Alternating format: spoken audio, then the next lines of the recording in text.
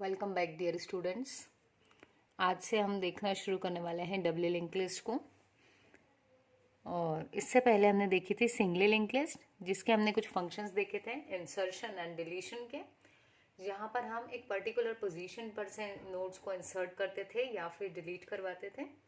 और वो फंक्शंस हमने देख लिए थे। आप अपनी तरफ से मेन फंक्शन बना सकते हैं या उस प्रोग्राम में ऐड करके, और वहाँ पर उसमें स्विच केस लगाकर भी आप क्या कर सकते हैं, उन फंक्शंस को कॉल करवा सकते हैं।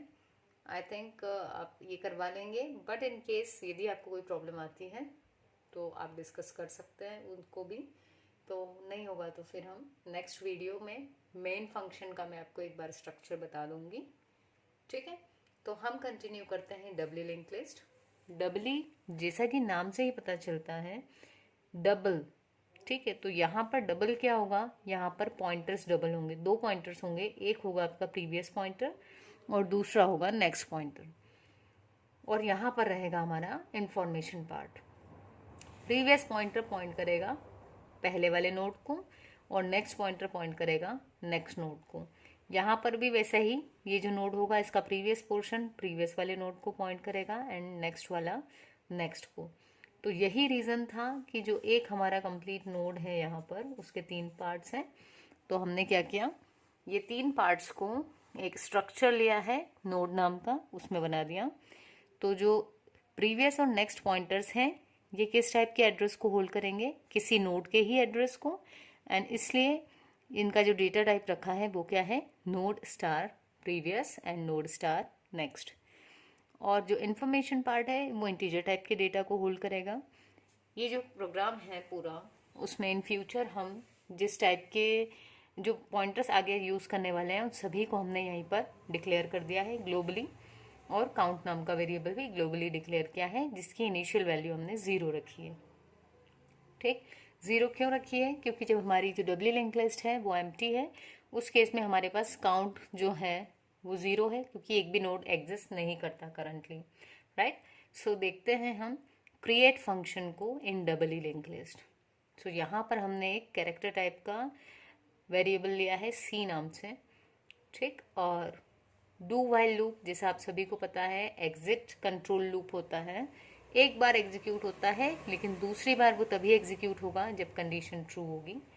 तो देखें, यहाँ से हम एग्जीक्यूशन शुरू हो गया हमारा। New node is equals to new node, और यहाँ पर स्टार्ट में हमने नल इनिशियली पुट कर दिया था। राइट, तो ये था स्टार्ट इनिशियली नल। क्या हुआ यहाँ पर, जैसे ही ये वाली लाइन एग्जीक्यूट हुई तो हमारा एक नोड, इसको मेमोरी एलोकेट हो गई। ठीक, और कुछ एड्रेस होगा इसका। अब क्या हुआ, ये जो नोड हमने क्रिएट करवाया है, इसके इन्फो पार्ट में यूज़र से वैल्यू ले ली हमने। मान लेते हैं कि यहाँ पर वैल्यू है 15। अब उसके नेक्स्ट और प्रीवियस दोनों में इनिशियली वैल्यू क्या रख दी, नल। मैं यहाँ पर क्रॉस कर देती हूँ तो आप समझ लीजिएगा कि ये नल है। ओके, काउंट की वैल्यू x से इंक्रीमेंट कर दी, क्योंकि ये हमारा फर्स्ट नोड इंसर्ट जब मेमोरी एलोकेट हो चुकी है तो ऑलमोस्ट इंसर्ट हो ही गया है ना। तो काउंट पहले 0 था, अभी 1 हो गया। स्टार्ट को चेक किया, स्टार्ट में क्या है अभी, null. Yes, condition is true. तो क्या करना है, स्टार्ट में ये जो न्यू नोड है ना, इसका नाम क्या था, न्यू नोड। ये देखिए, न्यू स्पेस नोड जो मेमोरी एलोकेट हुई वो किस में मिली, न्यू नोड वाले पॉइंटर में।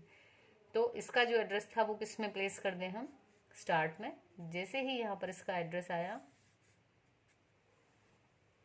इसने पॉइंट करना शुरू कर दिया।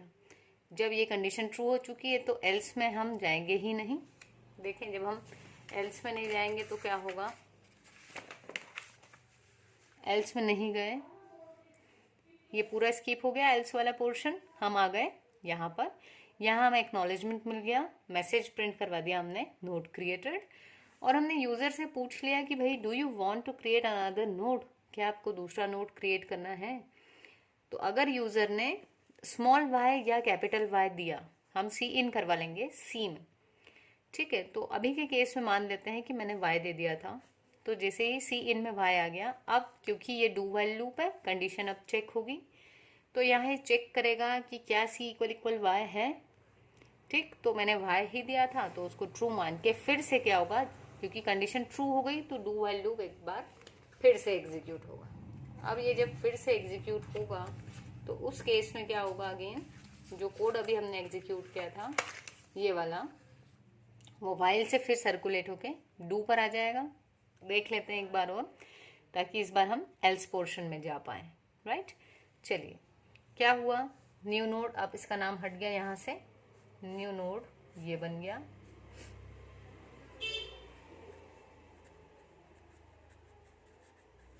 यहाँ पर इसको मेमोरी एलोकेट हो गई और ये जो एड्रेस था न्यू नोड में आ गया। ठीक, तो ये न्यू नोड ओवरराइट होकर के ये वाली वैल्यू हो चुकी है।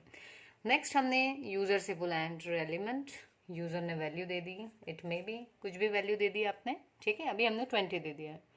अगेन उसके नेक्स्ट में नल दे दिया एंड प्रीवियस में भी अभी हमने नल दे दिया है। अब क्या करना है, काउंट को इंक्रीमेंट किया, काउंट पहले 1 था, अभी काउंट की वैल्यू 2 हो गई। अब यदि हम चेक करें क्या स्टार्ट नल की इक्वल है, नहीं जी, स्टार्ट में तो 2000 लिखा हुआ है, तो कंडीशन फॉल्स हो गई। जैसे ही ये कंडीशन फॉल्स हुई वैसे ही क्या होगा, अब हम एल्स में आ जाएंगे। तो एल्स में जो पूरा कोड पिछली बार स्किप हुआ था इस बार एग्जीक्यूट होगा। देखें क्या हुआ, यहाँ पर स्टार्ट का जो एड्रेस था अब वो किस में असाइन कर दिया, टेम्प में भी असाइन हो गया है।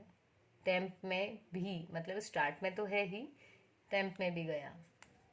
ठीक, फिर क्या हुआ, अब देखिए ये व्हाइल लूप है, व्हाइल फॉर या इफ इन सभी के साथ अगर सिर्फ एक ही स्टेटमेंट हो तो हमें कर्ली ब्रैकेट्स लगाने की रिक्वायरमेंट नहीं होती है। ठीक है, तो देखते हैं व्हाइल पे आए, इसकी कंडीशन है कि यदि टेम्प के नेक्स्ट में नॉट नल वैल्यू है तो हमको यहाँ जाना है। देखें टेम्प के नेक्स्ट में नॉट नल होना चाहिए, बट यहाँ क्या था, यहाँ तो नल मिल गया।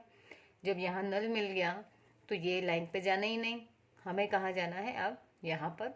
यहाँ आए, टेम्प के नेक्स्ट में क्या डाल दो, अभी न्यू नोड, तो ये था टेम्प, इसके नेक्स्ट में क्या डालना है, न्यू नोड, मतलब 3000। जैसे ही इसमें 3000 आया सिंगल लिंक बन गई, बट ये कौन सी है, ये डबल लिंक लिस्ट है, मतलब दूसरी लिंक भी बनेगी। और क्या हुआ, न्यू नोड यानी इसके प्रीवियस में टेम्प के एड्रेस डाल दी जो क्या थी 2000। जैसे ही ये आया इसने इसे पॉइंट किया। ठीक है, तो यहाँ पर नोड हमारा इंसर्ट हो गया, उसकी लिंक भी बन गई। ठीक है, फिर इससे बाहर आ गए। ये वाली जो लाइंस है ये दोनों ही केस में चलेगी, भले ही आपका इफ एग्जीक्यूट हो या फिर एल्स एग्जीक्यूट हो। तो यहाँ आए, हमने मैसेज दे दिया नोड क्रिएटेड, फिर यूजर से एक बार फिर पूछ लिया कि भैया do you want to create another node. तो अब हम ठीक है एक बार और दे देते हैं, क्योंकि अभी हमारा व्हाइल एग्जीक्यूट नहीं हो पाया था, अब हम चाह रहे हैं कि वो भी एग्जीक्यूट हो जाए। ठीक है, तो हमने सी में फिर से वाई दे दिया। जब वाई दिया तो कंडीशन ट्रू हो गई फिर, और कंडीशन ट्रू हुई तो हम अगेन कहाँ पर आ गए, जो डू वाली स्टेटमेंट थी लाइन यहाँ पर आ गए अगेन। चलिए फटाफट से देख लेते हैं फिर क्या हुआ। यहाँ पर मेमोरी लोकेशन हुई, जो एड्रेस था मान लो 4000 था, किस में आ गया, न्यू नोड में, यानी न्यू नोड इसको नहीं बल्कि इसको पॉइंट कर दिया। अब यूजर से कहा एंटर एलिमेंट, यूजर ने एलिमेंट दे दिया मान लो 30। अब उसके नेक्स्ट और प्रीवियस दोनों में नल वैल्यूज डाल दी, काउंट की वैल्यू को इंक्रीमेंट कर दिया 3। देखिए ये वैसे भी हमारा तीसरा नोड था और काउंट भी 3 हो चुका है, मतलब मैकेनिज्म सही चल रहा है। इफ में जाके चेक किया, कंडीशन क्या हो गई, फॉल्स। तो कहाँ जाएंगे हम, एल्स में। एल्स में जब हम गए तो एल्स में गए तो स्टार्ट की जो वैल्यू थी वो टेम्प में भी दे दी, तो टेम्प आ गया 2000 पर। व्हाइल में गए, अब चेक किया कि टेम्प के नेक्स्ट में नॉट नल है, तो देखा यस टेम्प के नेक्स्ट में नॉट नल था, कंडीशन हो गई ट्रू। जैसे ही ये ट्रू हुई हम आ गए इस पोर्शन में, और यहाँ क्या हुआ, अब टेम्प को आगे बढ़ा दिया, temp is equals to temp next, तो टेम्प यहाँ से हट के कहाँ आ गया, यहाँ पर। गाइस, ये लूप क्या काम कर रहा है? ये लूप काम ये कर रहा है कि जो टेम्प है उसको ये लास्ट वाले नोड पर ले जा रहा है। क्यों लास्ट पर ले जा रहा है? ताकि जो नया नोड आया है उसकी लिंकिंग हो पाए। तो जब ये लूप एग्जीक्यूट होना बंद करेगा, मतलब कंडीशन फॉल्स होगी, तो हमारा जो टेम्प होगा वो लास्ट वाले नोड पर पहुंच चुका होगा। देखें, और लास्ट नोड आइडेंटिफाई कैसे होता है? जिसके नेक्स्ट में नल होता है वही हमारा लास्ट नोड होता है। तो देखिए, ये कब तक आपको आगे फॉरवर्ड कर रहा था? जब तक नेक्स्ट नॉट नल है। जैसे ही नेक्स्ट में नल आया तो ये लूप टर्मिनेट हो गया, हम आ गए यहाँ पर। तो जैसे ही यहाँ आए, अब देखो, ये लास्ट नोड था, इसके बाद एक नया इंसर्ट करना था। चेंज कहाँ कहाँ आएगा? तो चेंज इसके नेक्स्ट में आएगा और इस वाले के प्रीवियस में आएगा। तो इसके नेक्स्ट की यदि बात करें तो टेम्प के नेक्स्ट में क्या आना चाहिए? New node. देखें, ये देखिए, टेम्प का next is equals to new node.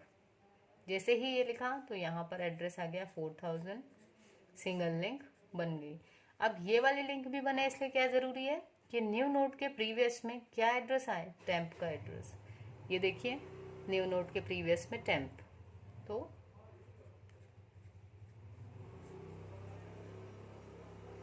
फिर इस एल्स से बाहर node created, create another node, question mark लगा लो भले यहाँ, पूछ लो।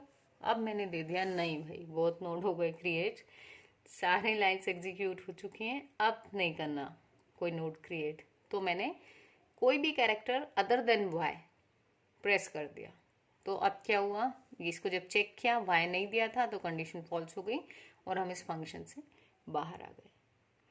आई थिंक आपको समझ में आया होगा ये फंक्शन।